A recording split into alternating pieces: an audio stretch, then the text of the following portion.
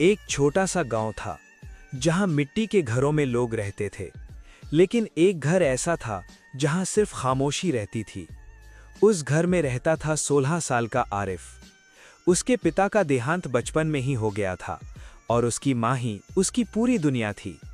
माँ दिन रात लोगों के घर बर्तन मांजती, कपड़े धोती, ताकि उसका बेटा पढ़ लिखकर बड़ा आदमी बन सके। लेकिन आरिफ को अपनी माँ की मेहनत कभी समझ नहीं आई। उसे शर्म आती थी कि उसकी माँ लोगों के घर काम करती है। एक दिन स्कूल में उसके दोस्तों ने कहा, तेरी माँ तो हमारे घर में झाड़ू लगाती है। बस उस दिन आरिफ का दिल बदल गया। वो घर आया और माँ पर गुस्सा करने लगा। मुझे तुम्हारी जरूरत नहीं है, तुम मेरी इज्जत खराब करती हो। माँ चुप रही, सिर्फ उसकी आंखों से आंसू गिरते रहे। अगली सुबह माँ काम पर गई, लेकिन वापस नहीं लौटी। लोगों ने खबर दी। काम करते करते उसे दिल का दौरा पड़ा और वो हमेशा के लिए चली गई। आरिफ के पैरों तले जमीन खिसक गई।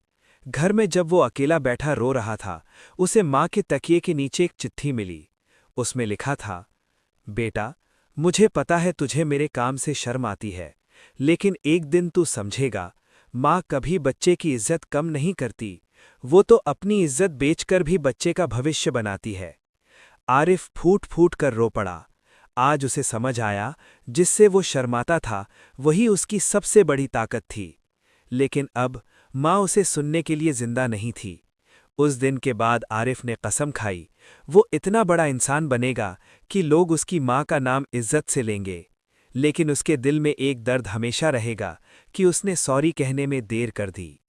सीख: कभी भी अपने माँ बाप की मेहनत पर शर्म मत करो, क्योंकि वो अपनी पूरी जिंदगी तुम्हारे नाम कर देते हैं।